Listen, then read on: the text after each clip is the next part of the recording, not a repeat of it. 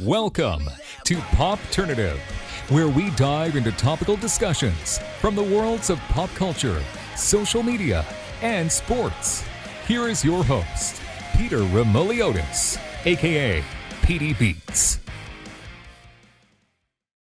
PD Beats here from Popternative. Speaking to Jerome Blake about Tokyo 2020, he captured a bronze medal for Canada in the men's 4x100 relay. Welcome to the show, sir. Thank you so much for doing this. Thank you for having me. I really appreciate it. We talked about before we started. You're actually getting ready for more competitions and everything, but it's has the whole experience sunk in yet for you? Probably not. No, I think that's the reason why I'm, still getting ready to go to training tomorrow. But I think if it already sunk in, I don't think I want to go to training.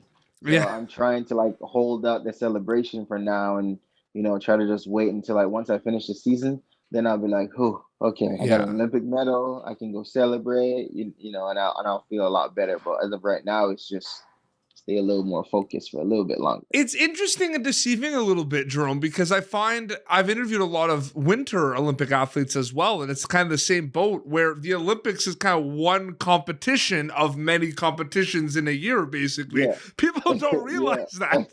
No, they don't. So yeah, everyone's like, "Oh, you coming home to celebrate?" I'm like, nah, I got more races to run. So it's kind of sad but happy. It's like a mixed feelings, happy, sad right now. You had one of the coolest tweets that I saw. Basically, that you said the last Olympics you were at home watching it, and then for this Olympics you're packing your bags to go. I mean, Yeah. is it safe to say that just kind of experiences like that, all the hard work, all the training, when you finally got to Tokyo, what was that like for you? It was actually a pretty surreal feeling. I was, I don't want to say I was overjoyed. I was happy and I was excited to be there, but I knew at the end of the day I have a job to go do. So I was there and I was enjoying the moment. I was seeing all the stuff that there is to see. I was taking in all the stuff that there is to take in and but I knew I had something more important, to go out there and do, which is win myself a medal and win, make Canada proud. So that's pretty much it. It's pretty phenomenal how quick the races are, especially that one, where you're Yeah. training the whole years and years for this, and it's like what, 25 seconds, 30 seconds, like right? Has that kind of sunk Yeah. in a little bit too, the discrepancies between like you're basically prepping for such a small little amount of time, right? I mean, yeah, like training is, 24/7, 7 days a week. So you're always training, whether it's mental or physical. You're always doing something to give yourself an edge every time you step on the track. And, a lot of people don't understand that you train so long, so much years, so much months, weeks, days, and you just got one little moment. So if you mess that one little moment up, that's your entire season down the drain. That's years of hard work down the drain. So, you always gotta, make sure everything you're doing, you're staying focused. A big focal point of the Olympics was, of course, your relay teammate Andre De Grasse, who was just unbelievable throughout the. It's just what he's able to do. Just it's superhuman almost. I mean, what was it like, kind of being on a team with him and capturing a medal with Andre De Grasse? I mean, it was a special moment because in 2016 I was watching them, and I watched him do his thing over there in 2016, and then I watched that relay team won a medal, and I was like, man, I could be there one day. And then in 2020 I was at the 2020 Olympic Games. I was over there, with them on the same team. It was a pretty cool experience. Arnie was a very cool person. The Olympics were with the pandemic and all that. You couldn't really go outside the village, so we spent a lot of time together. And then because of the close contact COVID rules, we all try to stay away from everybody else until we finish competing. So we all just the relay guys, just the sprinters, we just stick together the most of the time, and just try to hang out with each other and build a very good relationship. So it was pretty cool. Like we all know each other, so we were very you know very used to each other now. So it was just more or less we were just out there on the track. We're just like thumbs up, like you ready? Let's go. So we're just doing all sorts of funny stuff, but it was pretty cool. It's obviously like when, you get the baton, you're running, you're not really thinking of much, you're just running as fast as you can and just kind of do that. Yeah. But what's going through your mind before the race starts? Like you're walking up to the track and like you're getting ready. Like what's that like? Are you just in like focus mode? Like what's that like?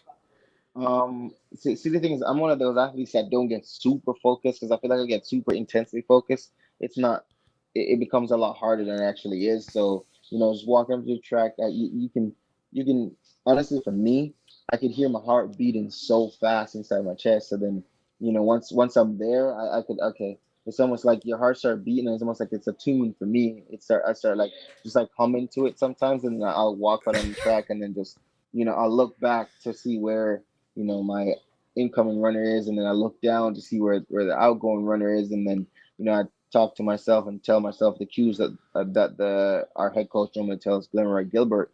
The big thing he always tells, like, listen, focus on your lanes, focus on your 2 lines, and everything else will be okay. Yeah, absolutely. Your first Olympic Games, you capture a medal.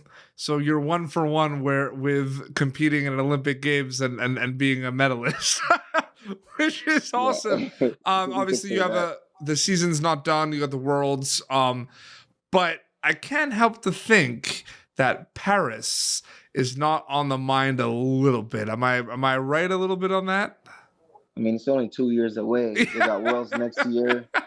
We got Worlds after that, and then it's Olympic year again. So, my focus already switched, and if these next few years, all I really need to do is just, work a little bit harder and a little bit smarter, and put myself in a better position to make sure when I go to Paris, I can represent my country the best as I can. Very quickly before we wrap up, what's something about athletics and track and field and running and racing that you can tell us about in terms of misconceptions? Like everyone thinks they know everything about being a pro athlete and everything, but I saw Andre De Grasse talk about this sometimes. I mean, athletics is not around all the time, year after year, right? Like we watch it a lot in the Olympics, but then it's not forgotten about. But we don't see it on national TV as much. But what can you tell us, misconception wise? Like, oh, it's like that. Or no, it's not like that. Like, is the training a lot different than people think? Is there anything you could tell me quickly, misconception wise? I mean, yeah, there's 2 different types of athletes. There's championship performers, and then there's one-offs. So then there's for instance, the man who you're talking about, Andre De Grasse, he's a championship performer. He's like Drake. He's always there when he needs to be. Yeah.